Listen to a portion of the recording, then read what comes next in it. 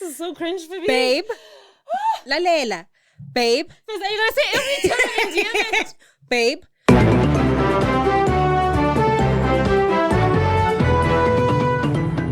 Hello and welcome back to the Know It Alls podcast. I'm Ayanda Charlie. And I'm Fezi Mtonti, and we are your favorite pop culture nerds. Yes. There's no one else. It is just us. It's just us.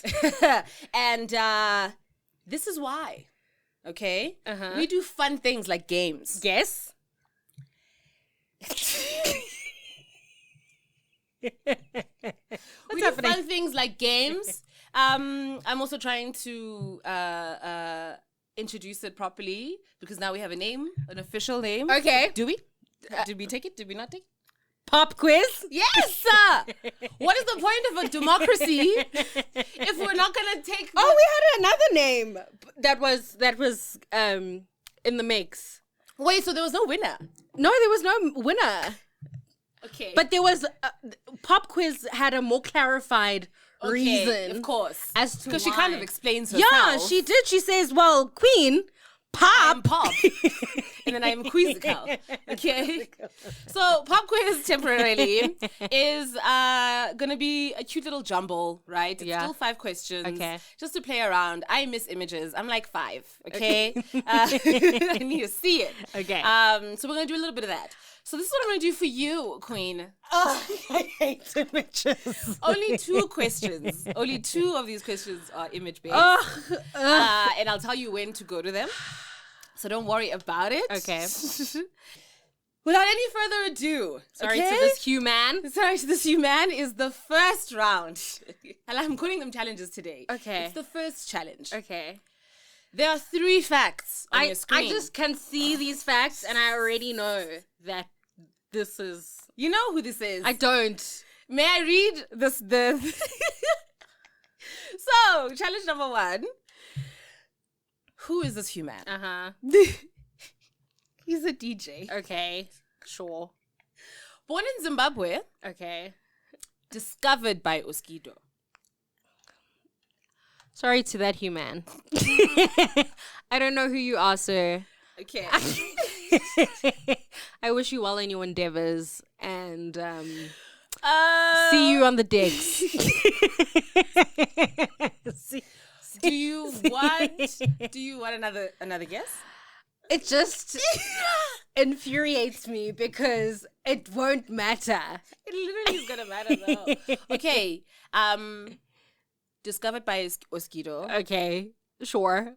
Wasn't half the industry. His music career in South Africa starts in 1996. Of course it does. He doesn't perform alone. He's in a group. Congratulations to all of you who are shouting out the answer at me. See, I'm trying to gag you girls too. Because a lot of people don't know how many people who are not South African have actually Let's have this chat. Contributed to what makes South Africa Let's have what this it chat. And so you girls may not know who this is, right?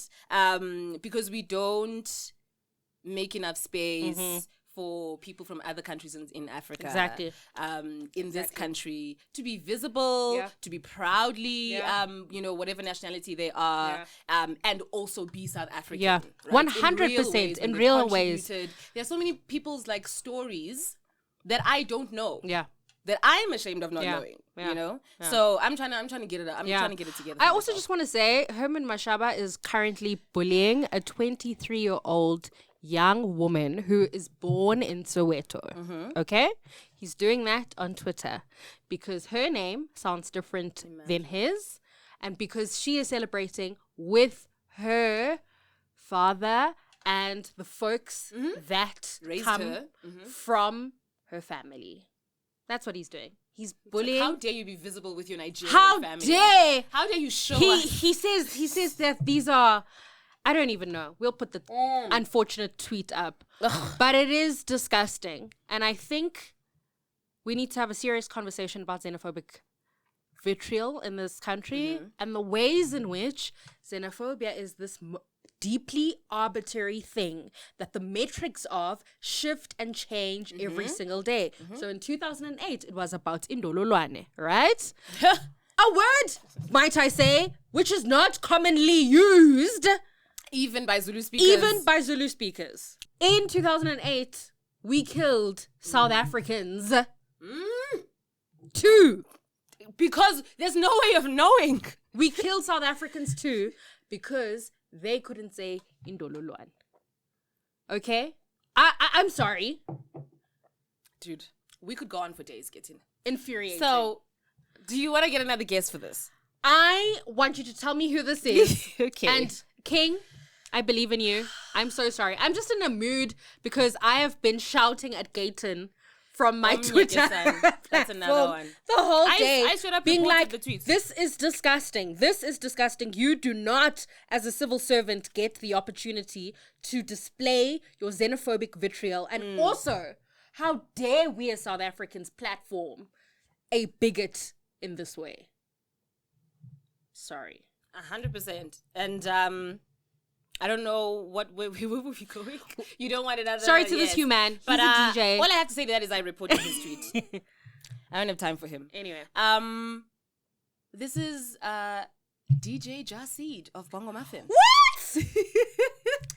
Oh, I love him. He's so cool. He just seems like cool vibes. He is. There's a young woman whose name. Hold on. He was discovered by a mosquito? Yeah. Really? So the story goes that he was on stage just being a DJ MC guy who was very much in the dancehall space in Zimbabwe. And yes, Mosquito saw him on stage, literally. And was like... and was like, you're coming back to South Africa. No, not even, I'm interested. No, you're coming back to South Africa. And you're going to do this. Okay, Josie. So, and isn't that interesting? Isn't that interesting that to complete a South African band, it did take something from outside of here. Exactly. Like, there's something so distinct about Bongo Muffin, right? And it's because of the specific combination of artists who are in it. Yeah. But then when you zoom out and you think about what distinguishes Bongo Muffin from other Exactly. bands of the time. Exactly. Jasid is a big part of that. Yes. So because it is also... Let us remember that the story of South Africa is an inherently African story. Okay? And so, of course, the way in which we came to be is because we are on this continent. Yes. I just am tired of illogical fallacies that create the mythology of xenophobia. It makes me angry. And then we mainstream them more and more as time goes because we never used to have these discussions so openly, and we always used to make them about the working class. Exactly. It was always apparently the working class Exactly. who hates foreigners. It happened again in the era of Operation and we Tumbula. made it as if it was this like disenfranchised poor narrative that were kind of susceptible to the thinking around xenophobia and not thinking deeply about the fact that the South African state in and of itself is a xenophobic construct. There are many ways in which people are dehumanized on a daily basis because they are othered in very serious ways in this country. Even in our medical care. Like, I was reading a case study of a young woman who I think was North African, and she has a child in her time in South Africa, and they write alien on that birth certificate. Wow. This is post-apartheid South Africa. This is in the 2000s. Let's also have a conversation about the fact that before 30 years ago, the two of us weren't South African. Despite the fact that our parents were born here, and their parents were born here, and their parents were born here. The legality of the South Africanness is a very modern construct. Absolutely. Apartheid took that away from us. It erased that from us. And now we're going to just like makes me mad. Please go. And yes, we can have the conversations about, you know, if you were in the homelands, perhaps you weren't understood as South African. And in fact, if you know, were living in the townships, then you had a little bit of, no, sweetie, that was because they needed cheap labor for you to be in the city. And so you were given a kind of passport to be in your own country of birth. Sorry. I'm just so mad today. I think it's okay for you to be mad. I'm so mad at it. Because it is so illogical. Because the metric is going to change. Because that's the point of bigotry. That's the point of chauvinism. It just changes and shifts and maneuvers itself into every other thing, right? What if the Northern Zulu people start saying to the other Zulu people, sorry, manje mokhuluma njalo oh. You know what I mean? What are we going to do then?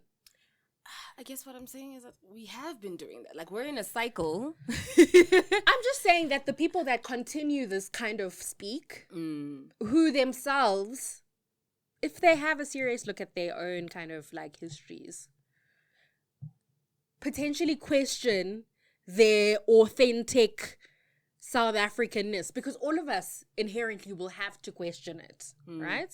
Yeah. The way that we are mainstreaming this conversation is so deeply dangerous for all of us, not even for the fictive other. For us, this is dangerous for us. So I just don't understand I don't understand like an account like Chris XL getting a response from Gayton McKenzie. What's the date today? On the 30th of July. I don't understand the logic in that. We know Chris XL is a deeply problematic Twitter account that is just filled with vitriol. And this person gets a response from a public servant who then legitimates and affirms the rubbish that has been said there, right?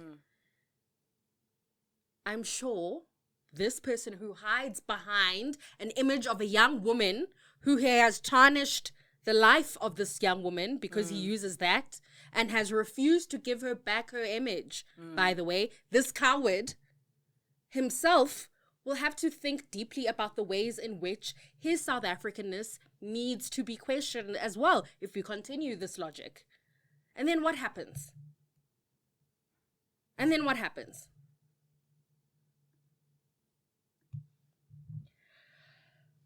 Sorry to this human. Let's get back to it. I'm sorry. I'm just mad. Who are you sorry to? I'm sorry to us. I'm sorry to this human, and I'm sorry to all the humans that have contributed into this country and made it what it was and are systematically being debased every single day. And that, by the way, is a very broad statement. That's not just a conversation around immigrants. That's a conversation about poor Black South Africans. That's a conversation about women. That's a conversation about queer folk in this country. Right? So, actually, the bigotry excludes the majority of us. What we should be galvanizing against is the bigotry, because there's more of us on this side than there isn't. So what's the plan, friend? What's the plan?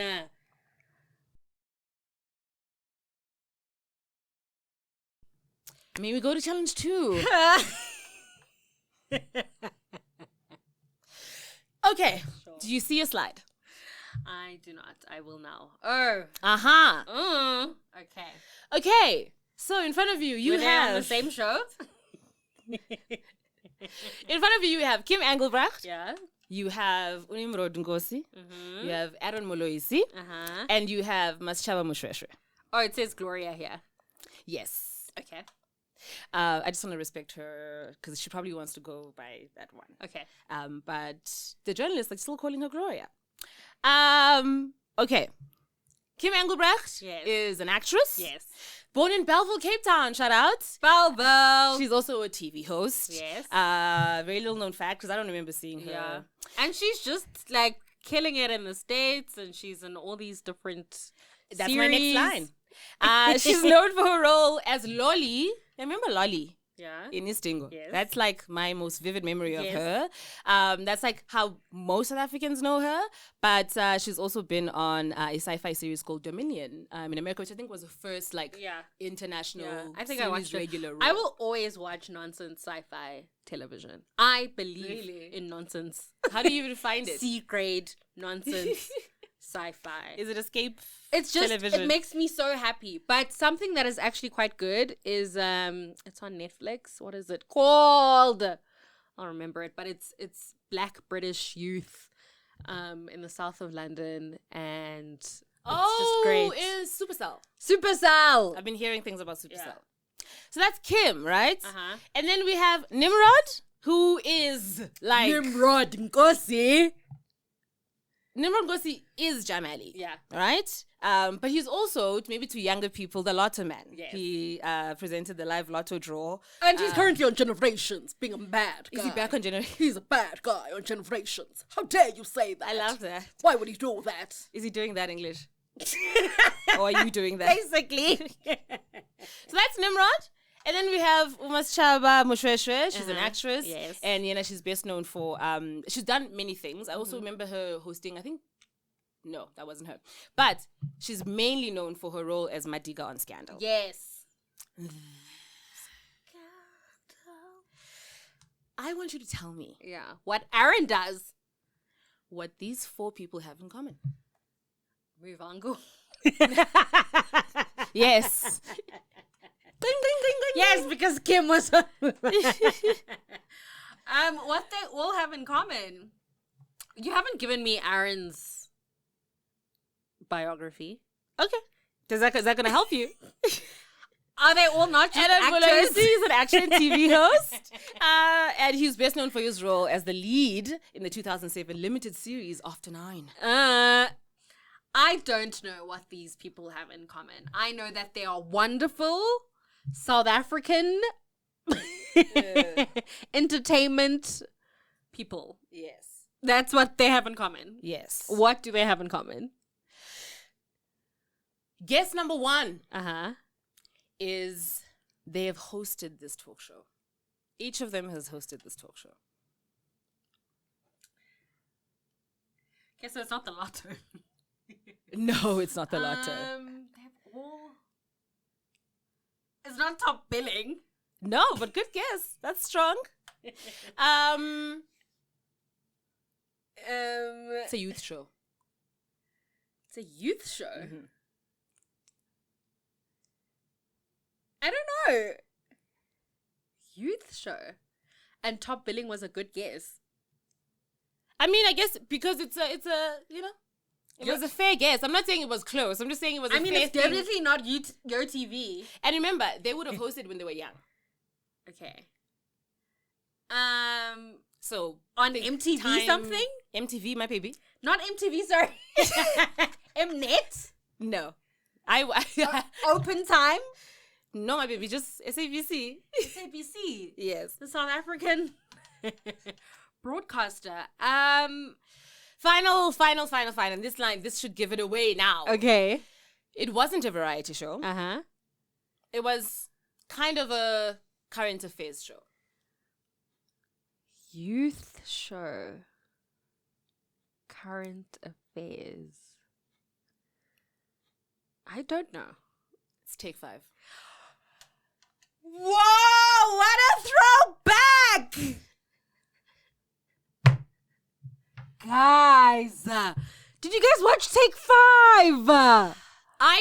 Number 1, hated. See? This is... Take 5. Hated Take 5. Take 5 was so boring to me. I was like, I'm in primary school. I'm in grade 6. I liked Take 5. I don't care. Because Take 5 would happen post Kiddies, ne?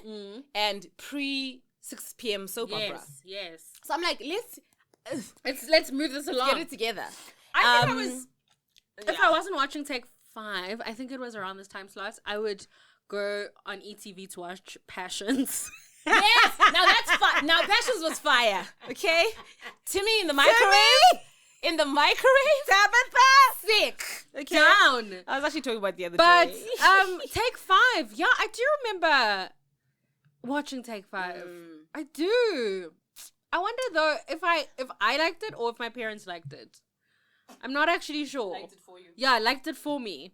But that's so crazy. That's such a throwback. It's crazy. Like, and to think It's that like not even in my consciousness. yes. And Take 5 is one of those shows where a lot of presenters went through it, and then became other things. Okay. So I found that interesting. But I also miss miss Take 5, even though I didn't like it when I was young, because, and actually this is related to what we were discussing earlier. Take 5 was where it's obviously TV, right? It's not like it's a city hall. Yeah. But it was a place where we were having conversations as young people that pertain to young people, but at a scale that understood we're tomorrow's adults. Yeah. And there was something so I think it even is in like the concept note for the show, where it was about like how do we make young people civically engaged.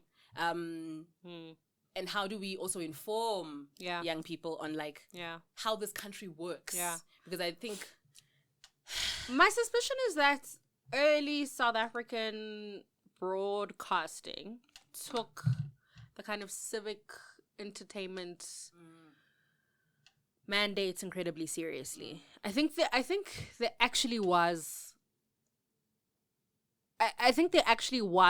a policy that made it such that folks had to like talk about real things. Of course, gave you the capacity to. Sorry, can you say that again for when I cut?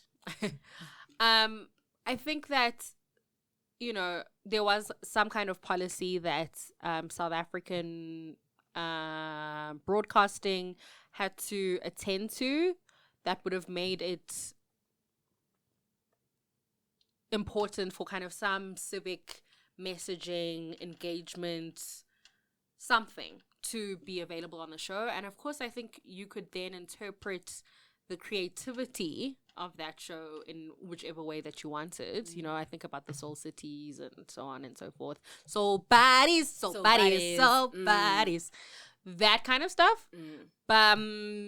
So that's my working theory. By the way, Take 5 like still exists. Does it? And Aaron still hosts it. I just think it's seasonal. And I don't know if it's currently on air. Okay. But it went on at least until like 2019, and I know that there's like there was a newer version and there's younger people on it. You know what was interesting? I don't know where I saw this, somewhere on the internet.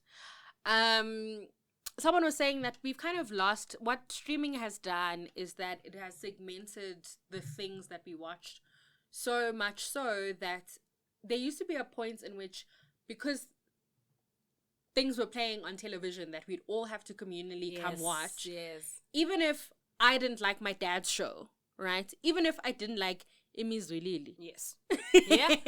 I have a context in which Imizwilili exists and what that world was. I don't think my dad liked Imzwilili, but the point is, you still had to take it in. I had to take it in, and then I would like pair that with my Alvin and the Chipmunks, and then I would pair that with my mom's show about whatever, you know what I mean, and it's just made for these interesting, well-rounded person, like who had a different consciousness about the kind of media that they were consuming. Now, because I just kind of tailor my watching interest to a very particular niche set of things, it means that I just don't have a literacy for different kinds of genre, storytelling, thinking about like the medium. And wow, Take 5. That's so wild. Anyway, I say that to say that like I don't watch SABC 1, 2, and 3 as much as I should. No, not as much as I should, because there's not a lot that's on there that I'm like, whoa. Bedazzled started last night though. So I'm back on SABC 3, but I don't watch SABC content as much as you used to. I used to, and I think there's something that's a real pity, because then I'm on Netflix, then I'm on Showmax, then I'm on everything else except the national broadcaster. And I think that really is a shame. Yes. And you're saying streaming has like kind of exacerbated that. Yeah. 'Cause you can. Yeah. Because what happens then is you can. I think the thing about shows like Take 5, was that they kept, or rather just local broadcasting altogether. Yeah. Is that it keeps you in touch with what's happening outside your doorstep. And it also shows you what's happening across class experience. Yeah.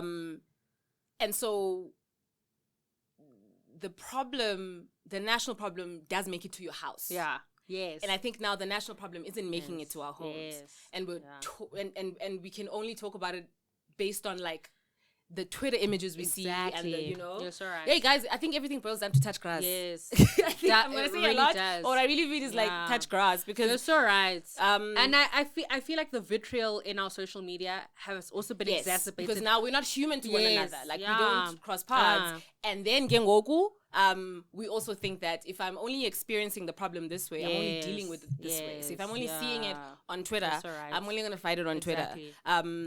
Yeah, that's another thing. Just side note about Johannesburg and my experience. Yeah. In Cape Town, I took public transport a lot, whether I was back at home or in the city, like in Reyes and stuff. And I always took for granted how easy it is to like keep in touch with the world when you take public transport, even though in Reyes, I was watching series. Yeah. I was not watching the news. I had no idea what's going on. I was just walking everywhere. Yeah. And I think in Joburg, it's so easy because everyone's either driving or Ubering because it's so impossible to use public transport here.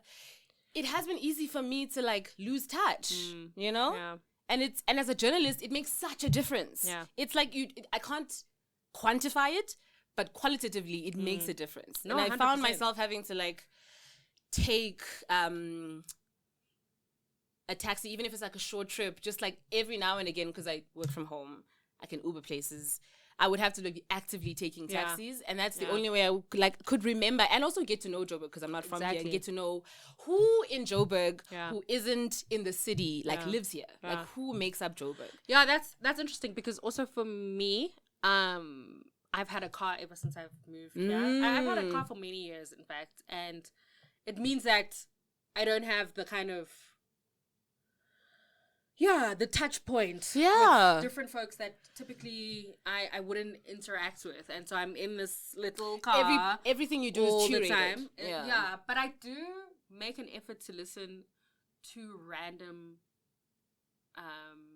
radio. I take radio very seriously. I think radio is really interesting. I think to know what Joe Soap is calling about is really cool. Yeah. And it like... You know what I mean? Like it's. I think it's really. Sorry. Oh. This way. I think that radio is really fascinating. It's where people kind of express the worlds in which they live and the worlds in which they inhabit. I love listening to Ukhozi FM. It's nostalgic for me because I'm from KZN. But it also just reminds me that there's a world that's much bigger than Joburg. Yeah. And I will listen to a 947. I will listen to a Metro, but like there's something about listening to Umhlobo Wenene Ukhozi FM when I'm in KZN. East Coast Radio, that kind of stuff. What's the one in the East? Algoa FM. I love listening to that stuff. I really do. It makes me happy, and it just kind of reminds me that South Africa is not my little bubble. Yes. Yeah. We're spending a lot of time on the games. I see. Now she's done talking.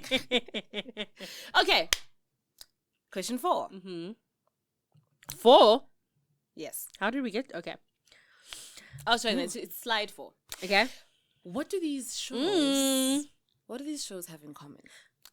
The first one is Shell Road to Fame. And then... Seli Matunzi. I don't know that song. Seli Matunzi. Oh, they used to sing it sometimes. Okay, sure. Jugu. And then the third one is Ezim Tuti, bro. Weren't they like showing us South African. I don't know. They were musicians. By the way, I couldn't find the original artwork for all of them. Really? That sucks. I loved Izimtoti, and that was because of my gran. That wasn't my love, but that was something she loved. Grew my love. Yes, I grew my love. I came to appreciate it, but it wasn't a decision I'd made on my own. I don't know what these things have in common. I think they are all variety. Were they? No, Shell Road to Fame throws me off. Interview based. Interview based. It's not about the kind of show. Yeah. It's about the people involved in making the show. So they were produced by the same company? They were directed by the same company? Notice Fezi's disrespectful tone to my questions. So they were what? Were they... I'm not being disrespectful! Guys!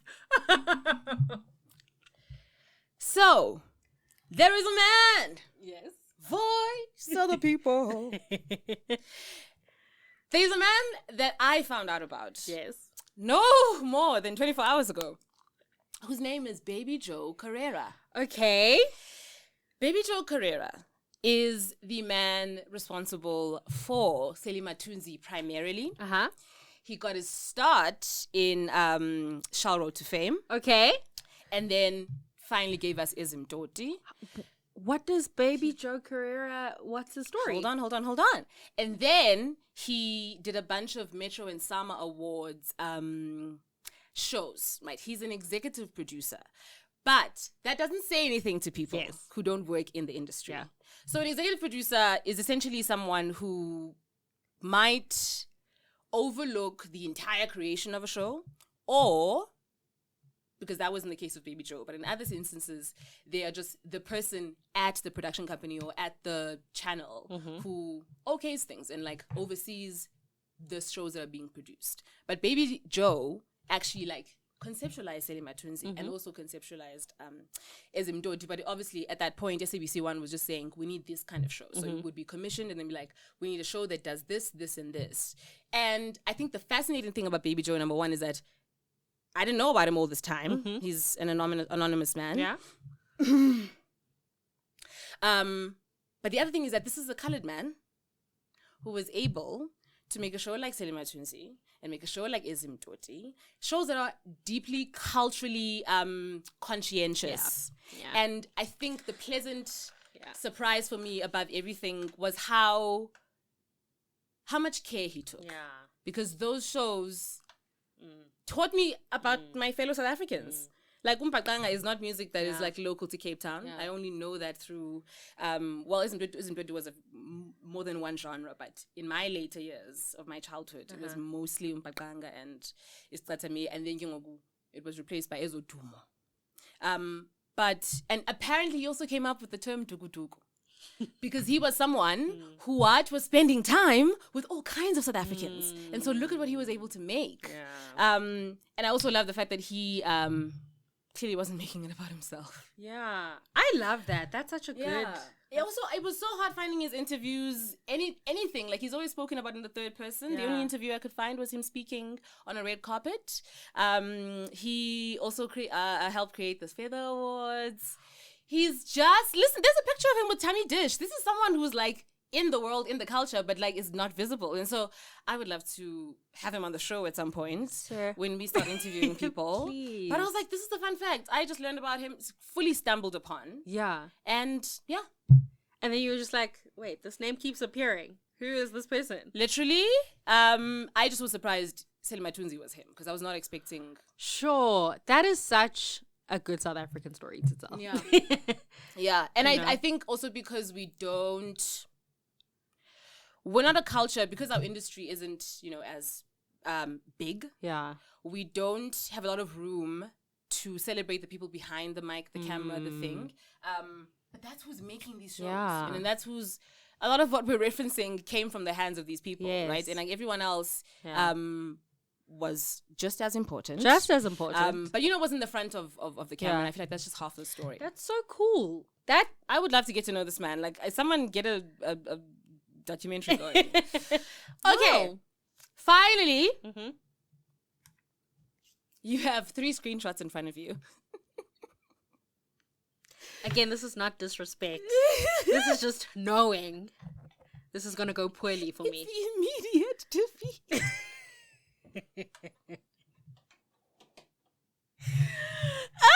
Let's go, Ayanda. Okay. These screenshots there are images of various South African game shows. I would like for you to tell me which set belongs to which show. Oh my God. Okay. Are you going to give me... I'm going to give you a list. Okay. We have Friends Like These. Yes. We have Noord for Noord. Yes. And we have Zama Zama. Izamazama is a set man. Okay, I think Friends Like... Oh, gosh. I think Friends Like These is the bottom. You're right, correct. Why are you so... Wait, I'm trying to think. Okay, you said Izamazama. This set looks very familiar to me, but I know I didn't watch Noord for Noord, so... That makes no sense to me. I think Zama Zama is on the left. I'm wrong. Sorry, the left, yes. And then right is Noord for Noord. It's the other way around. I knew it. I knew that I recognized. I'm surprised. The yellow one. Question yourself though, because I didn't recognize. I don't have memory of Zama Zama. I have it so. Oh my God, I'm aging myself every time we play this game. So if you thought I was a dainty 22-year-old, now you know. Okay, this one's gonna make you happy. This is our bonus question to close. Close. Why don't you tell me what jingle, what show this jingle? Oh, no, it's not there. Oh, okay. Yeah, it's an audio. Uh-huh. Tell me what show this jingle is from. Yeah?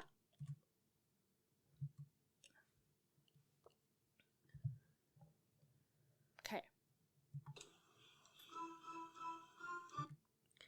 Jamali. Yes! Well, ladies and gentlemen, look at that. Jamali. Oh, yeah. And with that, clear landslide of a win by Fezzi. We move out of the past and into the present. And for 3 seconds, I want to talk about the future with you. So, for August, we are going to take time away because we're women and it's Women's Month. Sure. Okay. No, we actually, I guess let me start here. We've grown. We have a whole community of you guys here. 163 as of this morning. Okay. Yeah. 1,161. Right. Look at that. You guys are trickling in by the day. You clearly enjoy what we do. We enjoy doing it for you. We want to expand. We want to make this a warm, secure home for you. Yeah. And that means taking time off for a little bit to just reorient some things. Yeah. And do some housekeeping. But also plan some really exciting content. Yes. Some of it is gonna thrill you. We already know. Hopefully all. It's very exciting. So take this as our first season of the Noodles. Yes. This is our season finale of season 1 of the Noodles. How crazy? Did you ever think you'd have like seasons in your life? Kind of, yes. Because I've been delusional for a long time. 600. But that also means our first episode was our pilot, which I think is just so cute. Yes, like, what do you mean we had a pilot? But you girls have been here since then. Yeah. Thank you for, calling your friends, sharing, and all of that. Yeah. We're hoping to meet some of you in the future, interact with you a bit more on the platform, and maybe a little bit off. But kakuhle, kuncembe. Ne? That's it from me, folks. I'm gonna miss you. But I'm also going to be very happy to rest. That's a good time, Tonti? Okay, so on my side, thank you so much for watching us. And now we're going to speak another English. And now we're going to speak another finale, which is the Ultimate Girls Trip final episode. Jeez, it's like we're going bar for bar, final for final. Final for final. You know what it is. Toe Black to and toe. yellow. What exactly are you saying about my skin tone? No! Okay, everything I Don't call me yellow. I do it big. You know what it is. Yes, my friend. Okay.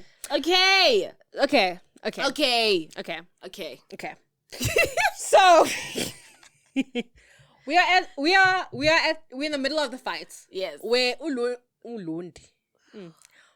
Ulundi, not Rebecca's son. Which? Not Rebecca's son. Ulundi explains the different personas Nonku adopts on and off camera. She is still fighting Uyamthuga, which I believe she deserves. As we now all know. She does. Sorry guys, I'll put this up on the screen, but now I have a picture of Lundi smiling just stuck in my head. Thanks so much. Because he has the most cheesy but knowing and like slightly cheeky smile. But yes, sorry. Yes. Ulondi's still going off. Yeah. Anyway, it's bizarre to me that these women want Londi to account for where she has been, because neither of them are border control. So, why is this a chat on the table? Why is this necessary and important? No one, as per my knowledge, Neither of them are border control. are, working in border control. Then the private chat between Ula Kongo and Unonku, which Bev interrupts, is very unserious. What were your thoughts? Those are all my thoughts. Very unserious. Very unserious. That's the... Like, that is... Because I don't understand why Ula Kongo, who I think, again, is too normal for the show. I'm so glad. Too normal. I'm so glad she's realized that her brand is being normal in the multiverse of craziness. Ula Kongo is saying something so deeply obvious. Yeah, that you must acknowledge. I don't understand why she has been made to be... Like, I don't get... It irritates me when people are saying things that are normal and obvious that we give them a naughty badge for those things. I get very irritated by that because the other person is being so irrational. Just the entire thing, the entire setup of that scene made me mad. Because I was just like, when now we are going to there, when now we there. Like, I don't understand why they needed to be a private chat. Shut up, Nonku. That's the private chats. I have anger today. I have so much anger. Anger is generative. Okay. What is the question? What do I think of it? Yeah. Listen. Latingo's gonna do what Latingo does. She's gonna intervene and be a voice of reason. Yeah. Unonku, I actually was looking at her and I was like, you're a messy girl. But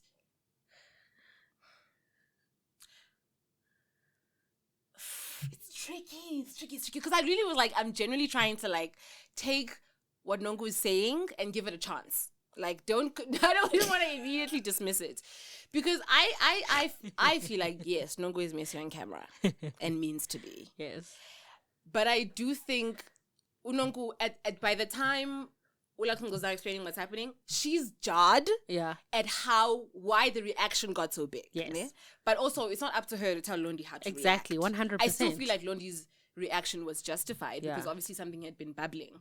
But Unongo didn't seem to understand why the visa story on its own is such a trigger. Yeah. And I think that's what Lukungo was trying to explain. Yes. But these are the trust. There's a trust element here. Because a lot gets lost in the back and forth. Yes. And as a viewer, you get frustrated because you're like, if you just say this word and follow it with this word. And then maybe end with this word, there'll be understanding. And I think Lukungo was like, okay, let's do that. No, we're arguing about the wrong thing. No, 100%. I really appreciate Lukungo's intervention in that moment. It just irritated me that she had to. Yes, yeah. No, fair. Fair. I don't know what. Okay. Okay, fair. Sorry, my anger is taking up so much of the room and so much of the space today. I'm so sorry. You're a human being in the house, but I will have human being reactions because I'm jarred.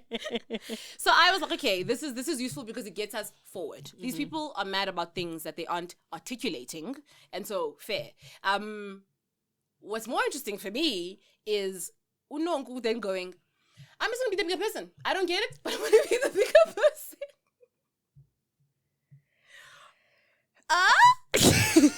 That's where I'm like, okay, Kalogu, then you don't get to say you don't understand, be made to understand, and then dismiss the reason. Mm-hmm. That's not a good look. And then she is performative about her apology. You're calling. And then, no, not even there, because I want to have a chat about the calling. She is performative, and Ulondi is right to say, hey, bo, do you even know why you are apologizing? Because why did you do it? If you can do, why did you do this thing? And she can't. Of course she can't, because she knows that there was just hatefulness and vitriol in her system when she.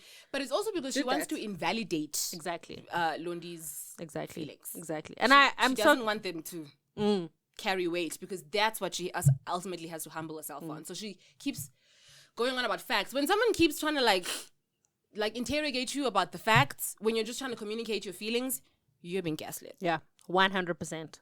You're being gaslit. 100%. So I didn't like that, but I did want to be like, okay, do you genuinely not understand? Because she kept being like, you might think it might seem like I'm dumb or whatever.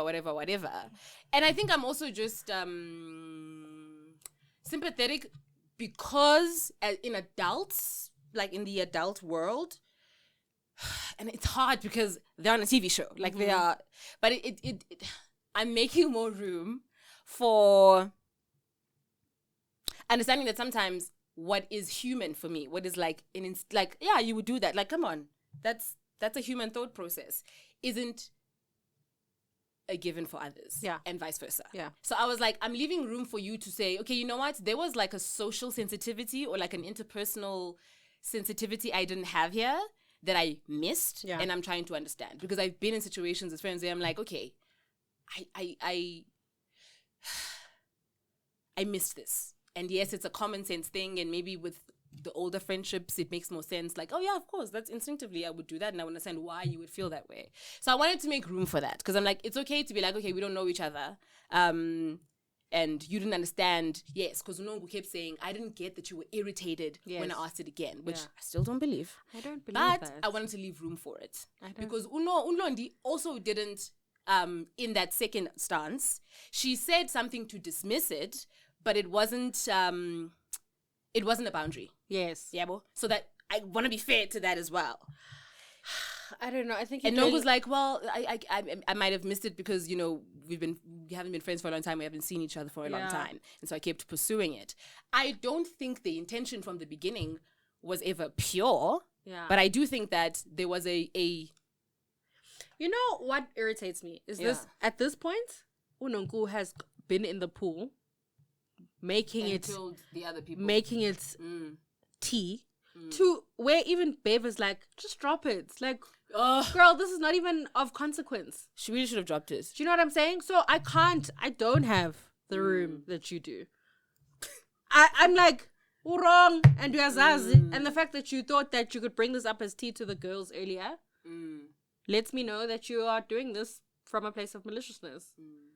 You know, and I think when Ulondi watches it back, she'll be even more affirmed. She'll be more affirmed, and I'm sure, like, irate. Yes. Yeah. She'd be more like, you know? I want to go to the message from Salt and Pepper, which I typed on my laptop. I stopped to the screen and I typed it. You typed? I did. I typed it out. Because we can't screenshot. Yeah, we can't. Showmax. Okay. He says... And Netflix. He says, I really love this picture, Thandwa-sam. I am, however, surprised that you chose to post it publicly. This is so cringe for me. Babe. Lalela. Babe. Because are you going to say every time you do Babe, you are a celebrity, not an influencer. You are a celebrity and not an influencer that gets paid because you have many likes, etc. You are a successful businesswoman who possesses certain values. I don't mind you taking these pictures, but they are not for the general public. Okay. Your brand needs to be protected from certain perceptions that can be made. He then continues. But I just wanted to know, as the gallery, what do we think of a man who's not your man, who has a woman? Listen. Saying that to you. Hey? I loved Laxoxo's response to it. He cares. He cares. You know what makes me okay. So there I had my first thought was yeah. And girl. And also my second thought was, for the record, you look great. You looked great in that photo. Okay. So, my third thought was I guess she said the caption was, when in Rome, do what the Romans do. Yeah. It was just spelled incorrectly, and the grammar was so bad. That was my third thought. My final thought. I'm going to take you through all my thoughts. Is welcome to patriarchy, where the women never win. Because earlier on the day, what was Nonku doing? She was delighting in the fact that the wife of this woman is an inferior model to her, because she is in fact the Ferrari. She's in fact glamorous. She's in fact sexy. She has been given validity because of these things by this man. This man tells her that he loves her and he fawns over her because of her sexiness, because of how gorgeous she is. And this woman, Nongu, laughs at the idea that she might be going through suicide ideation. And so today, what is this man doing? He's using the same tools of sex and glamour to shame her. Welcome to Patriarchy Queen, where the women never win. Ta-da! Listen, that turnaround time on that. Ta-da! Welcome to Patriarchy. Patriarchy. Is it the same day, or is it like the same, just 24 hours? It's the same day. Right? Maybe they were in the pool earlier. Now they were given clothes by that's stylists. What's throwing me off. Yes, it's two dinner. Yes, it's the same dinner party, 2 episodes. Welcome to patriarchy. The thing that you were given value for in ways that were demeaning to another woman are now the things that are going to be used to demean you. Welcome. Ta-da. Ding, ding, ding. Ding, ding, ding. Nonku then brings the response to the girls. And I just want to say, Crystal wanting her song to be played and not listening to this is such comedic gold. Listen, that was she was like, just play it, it doesn't matter. Please. And then she immediately listened to it. And so I went and I saw him and he said, no, please, that was iconic. I love Crystal. I've really turned it around. I've gotten to a point where I love Crystal. You know what I mean? Because it's exactly that. Because I think what happened for me is that because I was still fresh from Real Housewives of Durban and my anger around Real Housewives of Durban, I went into Ultimate Girls Trip without the necessary break. Then I took everything too seriously. And then I forgot that Real Housewives is a comedy sketch. Yes. And as long as you understand the characters as operating in a comedy sketch, things... It was about free. Yeah. Yeah. But would it be good TV if you didn't have feelings? No. Oh, Christy. What a queen. Oh, that's a banger. A banger. Was Nongu's meltdown about being called immediately after? It was. Yes, he was. Yes. The producer even says, then things change. Yes. The producer's messy. Also, I loved hearing, there's something about that woman's voice that just felt like, oh, you could get the tea out of me too. Like, I was just like, it's 3 seconds of a producer's voice, but I'm like, I understand why. 100%. She's the one at the confessional. So now this is interesting. Yes.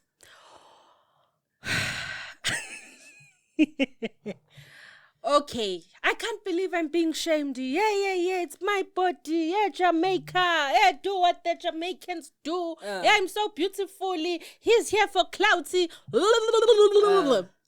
Her whole word. Clouty, guess I didn't understand also what the clout was about. Her whole word like word salad. Then she's like, guys, I'm just cold from the water. Yeah. Then my queen says, ugh, but it's about my calling. Yes.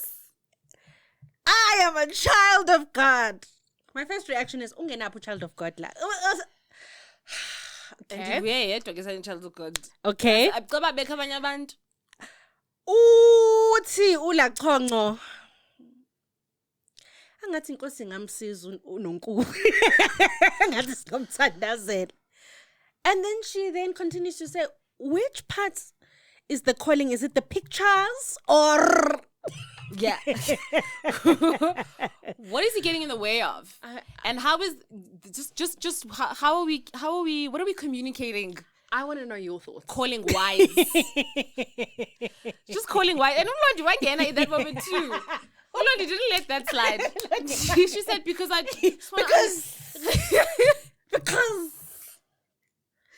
Ulongs. Unongu. I don't know what to say to that. I don't know what Unongu expects from me. It seems to be something that she's like struggling with. Yeah. Deeply. It seemed like she felt judged. She felt like I think she took whatever judgment she was experiencing or that she interpreted as a judgment, whatever comments she was getting, and then conflated it with the control that man was trying to exercise on her. And then for her, that like bled into her issues with trying to reconcile the pastor and, you know, the baddie. Exactly. So exactly. That seems to me like something, there's only so much I can say. I think I've said everything in my lifetime about it's your lifetime. Just about her balancing that. Yeah. I don't know what she wants. And I'm also not someone who I don't feel comfortable like critiquing how she's showing up as this Christian person. I don't.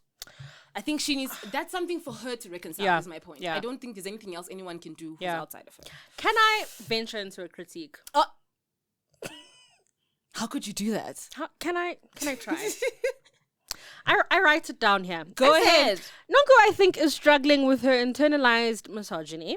Okay. Her debilitating belief system that does not, in fact, account for her humanities and flaws, is what I say. I say this to me is the difference between the stoicism of organized religion and the difference between, or rather, and also the importation of rigid Western and contemporary far-right Christianity and liberation theology. Okay. Because as a Christian girl, sometimes I have to go with all my degrees and all my thinking about the world and all my feminist critiques and all my deeply held belief that Palestine will be free. This person has to reconcile with a belief system. That person also has to reconcile with the fact of my humanity, of the ways in which I'm going to fail and have multiple flaws in the world, of the ways in which I understand that organized religion is also deeply patriarchal. So what do? I turn to liberation theology, which understands Christ as a person who is standing up against systemic oppression and injustice, who is anti-establishment in fundamental and serious ways. What that means for me is that it frees me up to do the deeply important political work that I continue to do in my life and reconcile with the book and think critically about when this book was created, for what ends was it created, and what revelation do I have to it in my own life, right? It also lets me know that when I'm seeing far right dogma coming into South Africa, being imported by particular versions of the church, when I see African countries becoming more and more homophobic, when I see money being pumped in to the religious class to do deeply damaging, deeply anti-black world in another way of recolonization, I'm able to critique this thing because I know, because I care about history, that Christians were some of the most backward people. I mean, we think about the Christians that were burning books years and years ago, that just did not believe in education, the library, the space. Intellectual rigor. They hated the agora, which was the kind of Greek space, which I think would be like a public space of debate, and the library and the place of thought. They were so deeply antagonistic to that. But when we consult liberation theology, when we call ourselves Christ-like, we're talking about a guy who was anti-establishment in very serious ways. And this is not my platform for a sermon. It really isn't. But I think... We've got the role neck for it. But I do think that it's time for us as Christians to take this thing seriously now. Let's stop damaging the world with our internalized misogyny, with our internalized anti-blackness, with our internalized systems of hate and oppression. Okay? And what that requires then is for us to really look at the book and also read and think through the context and to do the necessary research about this thing that we so gallantly follow. It's not enough anymore to go to the pews of the church and shout amen when the most problematic thing is being platformed in the context of church. That is inappropriate. That is an inappropriate decision to make as Christians. That's my piece as the person who wants to call herself a Christian in the room. Not in the room, Brendan. Sorry, I'm not. Just said, I'm not. As a Christian woman. as a Southern right Christian now, woman. I'm 1 out of 3, guys. No, I'm not. No, I hear you. I'm not doing that. Because yeah, I I don't get it. Yeah. Because then let's then do the research. Let's think with this thing. Let's use this. It's called a living testament. What life does it bring if it continues to subjugate you in these serious ways? What are we up to? Makrestu. Because if ngampela unonku uyinceku. No. Herding us Don't do that. to the promised land, she needs to reconcile with the fact that we live in this anti-black world. Yeah. So let's take this seriously. Let's take the platform seriously. Let's take this thing that we are saying we believe in seriously. Because then we get on shows like this, and Ula Kongo is very right to say, manje, equaling is ama notes or... Hey, guys. Very right to say. Very right to say. She's very right to say it. She's very right to say it. You don't kanye when you're being crucified for exactly. Yay. Yeah, Shem. Because now I'm messaging. I said bless it. That's what I said. I said bless all of it. Because Unonko also has to deal with the fact that she clearly wants to wield some power. And the version of Christianity that she currently, that is complicated for her, is the only version she's able to wield. So she also needs to deal with that. Can I just say, before we probably have a list of things that we must still do, but this is all I really wanted to make sure I say. I really, my heart went out to Bev. to Bev. Because, like, the picture of her came together for me. I don't know why I'm getting choked up talking about it, because I just had an image of this teenager, you know, however many years ago. 19 years old. Yes. Having to leave home. We've heard a little bit about what kind of father her dad was. Like, I don't think that such a staunch racist segregationist would, I don't know, have that much kindness in him. And I think that's illustrated by being kicked out. Which of her parents said she was going to be a burden to them? Her mom. Her father. Yeah. So, like, shame. I think I just, my heart just, like, went out to her. I didn't also realize initially that her daughter also has a drug addiction problem. And so I'm thinking about the ways that she's being taken advantage of by that man, and how that addiction is probably part of, you know, I don't know the details. But I just know that, you know, she's a young girl, he's an older, wealthy man. I can't imagine the power balance just kind of sorts itself out there. And if she seems to have abandoned a loved one for whatever this person is supplying to him. And I think before, when it was just about money, when it was just like, oh, you just want what your mom has, I could, you know, just kind of, you know, I could reserve my feeling about it, because I was like, okay, this just sounds like rich problems. But if she's a young girl who is living with a drug addiction and is now with this older man, I think I was like, it just sounds way more complicated, you know? And I also don't think it's a secret how rich men use money to control young women, and that would be hard to live, to walk away from too, because where there's money, typically men are able to kind of abuse and control easier. And it's probably even harder to walk away because you don't know how, you know, what his reach is. So yeah, I was like, okay, I've said some things about Bev. I also just want to acknowledge that, like, okay, like, when I look at the full case study, No, I really felt for her, and will continue to feel for her.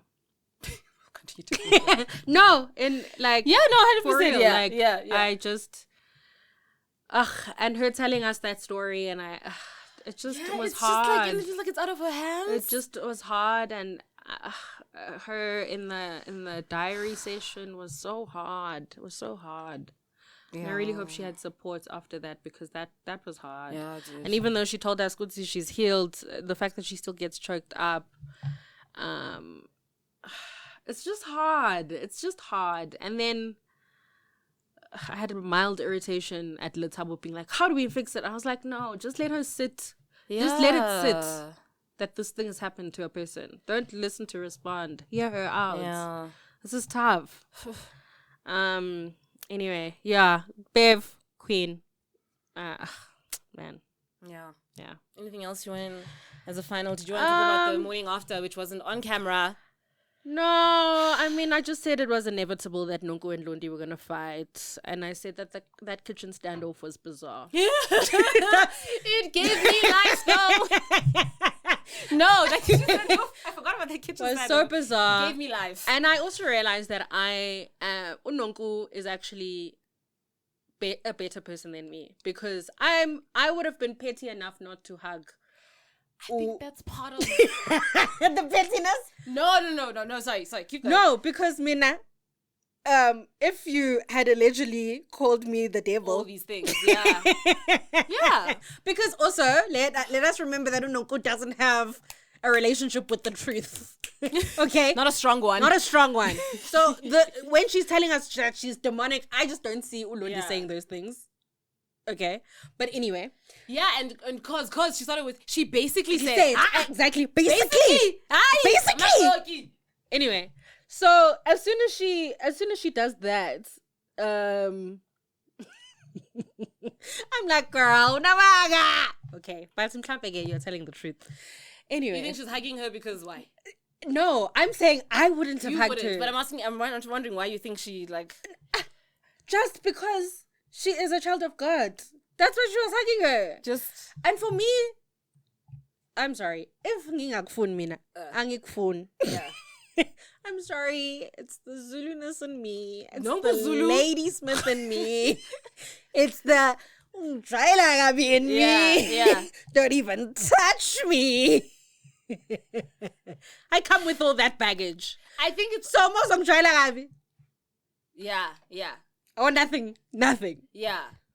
And because if you were really offended by the devil thing and the demon thing, I think that's why then. That's why I'm like, I'm leaving 15% room.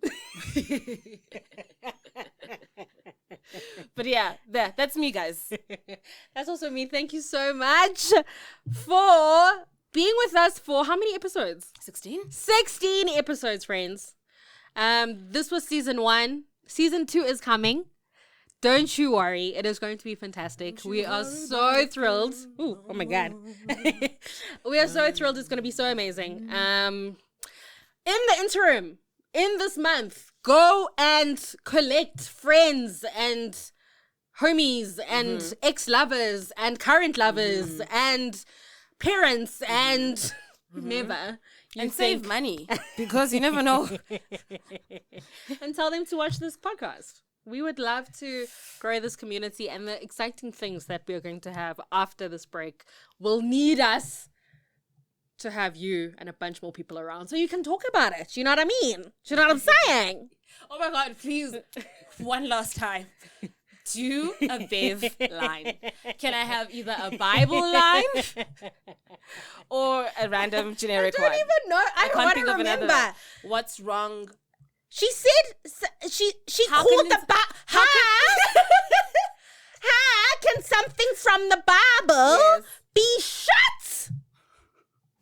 We love you.